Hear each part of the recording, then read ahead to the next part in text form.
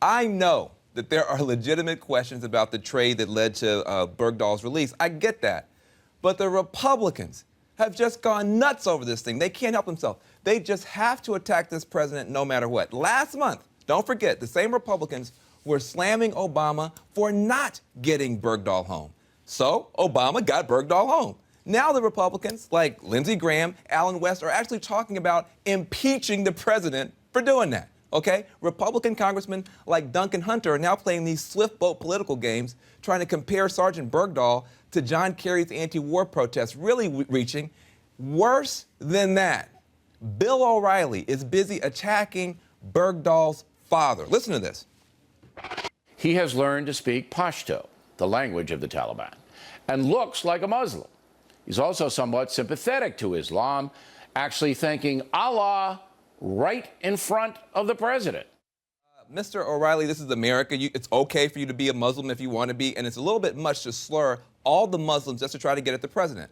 Now, O'Reilly isn't even alone. Here is Joe Scarborough. Joe Scarborough also slamming the parents. Listen to this. Barack Obama has his arm around a man who is reaching out to pro-Taliban forces, talking about killing Americans. The justice. Who wants to wait me here? Who wants to wait me here? Don't criticize the parents. Don't criticize the parents in here. I think that I can criticize parents that have reached out to the Taliban. The parents. I'm sorry. Oh my God, that Chuck. are missing a child.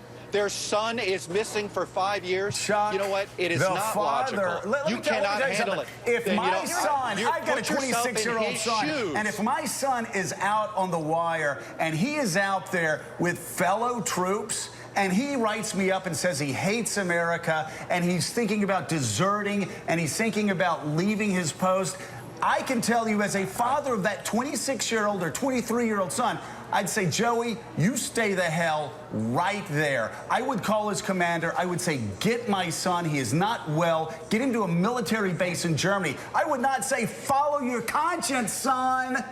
You know, I am a father myself, and it's very easy. I wish it were that easy to parent troubled kids from abroad. This soldier was a pawn.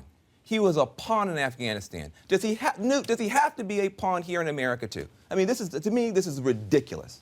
Well, part of it's ridiculous. Part of it's real. This is a national story. 5 terrorists were released.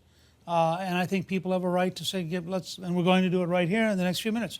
In the crossfire tonight, Mark Jacobson, who was an advisor to Generals Petraeus and McChrystal in Afghanistan, and Claire Lopez, a former CIA operative who specializes in terrorism. Let me start, if I can, with you, Mark. I understand the standard line that my good friend here just gave us, which is if the president does something really totally stupid, it's really because the Republicans are mean. But here's what I don't understand. You've had Secretary Panetta, who was then at the CIA, who opposed it. You've had Secretary Gates, through an advisor today, say he's very doubtful about it. Hillary Clinton expressed doubts earlier. Now in her book, we've learned, she said, that opening the door to negotiations with the Taliban would be hard to swallow for many Americans after so many years of war. Apparently, Panetta, Gates, and Clinton all opposed this deal 2 years ago. So isn't it fair to say that there's actually a broad bipartisan case to raise questions about releasing 5 senior terrorists? No. I mean, this was 2 years ago. You're talking about the president making a call as commander-in-chief with the information he had at the time, making sure to leave no man behind. And that's the right call. That's exactly what should have been done. And I have no problem with that. So you don't mind putting 5 people who are senior terrorists back in the field where they presumably are going to go back to being, in fact, I suspect by today, they're back being helpful in Qatar because Qatar is a major source of financing terrorism. Why doesn't it bother you to have 5 terrorists of that caliber being released back into the field against America? Look, Newt, there are always risks when you release people onto the battlefield. President Bush faced the same problem in 2002 through 2008, releasing people onto the battlefield. But the fact is, if these individuals actually do go back to Afghanistan and start to fight, all they're going to hear every day is that buzz of drones over their head.